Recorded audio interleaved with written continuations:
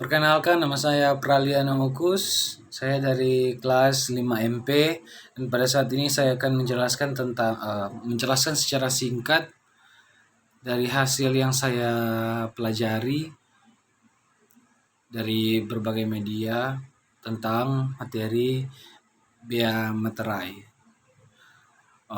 Bea materai adalah pajak yang dikenakan atas dokumen yang bersifat perdata dan dokumen untuk digunakan di pengadilan.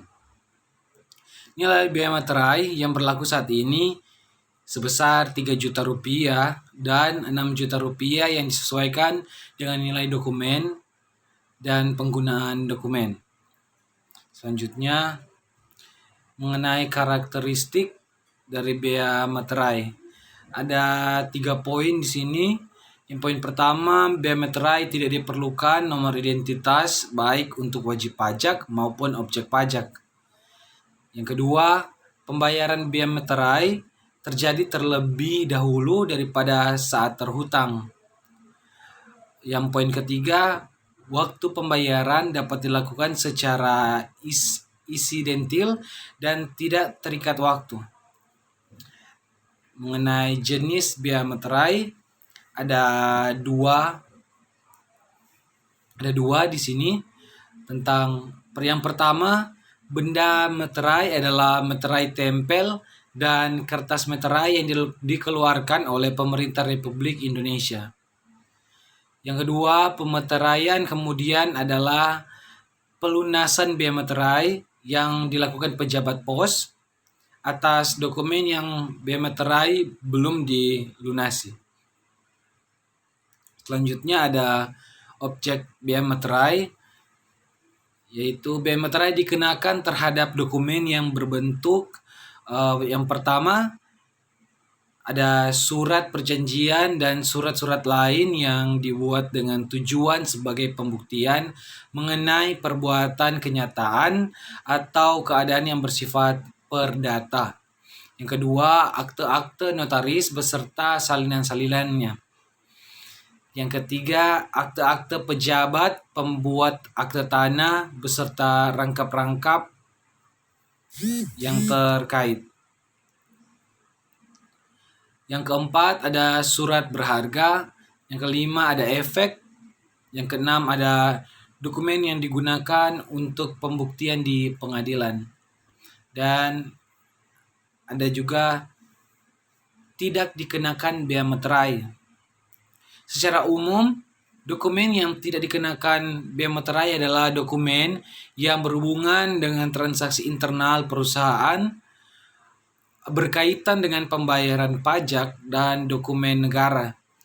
Dokumen yang tidak termasuk objek bea materai adalah ini ada untuk dokumen yang berupa pertama, surat penyimpanan barang, dua, konosemen, yang ketiga, surat angkutan penumpang dan barang, yang keempat, ada keterangan pemindahan yang dituliskan di atas dokumen surat penyimpanan barang, konosemen, dan surat angkutan penumpang dan barang. Kelima, bukti untuk pengiriman barang untuk dijual atas tanggungan pengirim. Keenam, surat pengiriman barang untuk dijual atas tanggungan pengirim. Ketujuh, surat-surat lainnya yang dapat disamakan dengan surat-surat di atas. Ada poin-poin juga di sini, yaitu segala bentuk ijazah. Ini poin-poin yang ada di nomor 7, itu berupa segala bentuk ijazah, tanda terima gaji, uang tunggu pensiun, uang tunjangan dan pembayaran lainnya yang ada kaitannya dengan hubungan kerja, serta surat-surat yang diserahkan untuk mendapatkan pembayaran itu. Tanda bukti penerimaan uang negara dan kas negara, kas pemerintah daerah dan bank. Kwitansi untuk semua jenis pajak dan untuk penerimaan lainnya yang dapat disamakan dengan itu ke kas negara, kas pemerintah daerah dan bank. Tanda penerimaan uang yang dibuat untuk keperluan internal dari organisasi tersebut. dokumen yang menyebutkan tabungan, pembayaran uang tabungan kepada penabung oleh bank, koperasi, dan badan-badan lainnya yang bergerak di bidang tersebut. Ada juga surat gadai yang diberikan oleh Perum Pegadaian, tanda pembagian keuntungan atau bunga dan efek, dan nama dan bentuk apapun. Ini ada dari referensi, ada yang pertama Pasal 1 dan Pasal 2 Undang-Undang Nomor 13 Tahun 1985 tentang Bea Materai.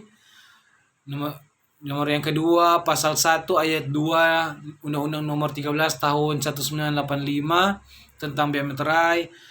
Ketiga, Pasal 2 Undang-Undang Nomor 13 Tahun 1985 tentang Bea Materai. Materai Jo. Pasal 1 PP Nomor 24 Tahun 2000 tentang perubahan tarif biaya materai dan besarnya batas pengenaan harga nominal yang dikenakan biaya materai. Dan yang keempat, materai diakses pada 30 Desember 2014. Demikian penjelasan yang saya rangkum. Terima kasih.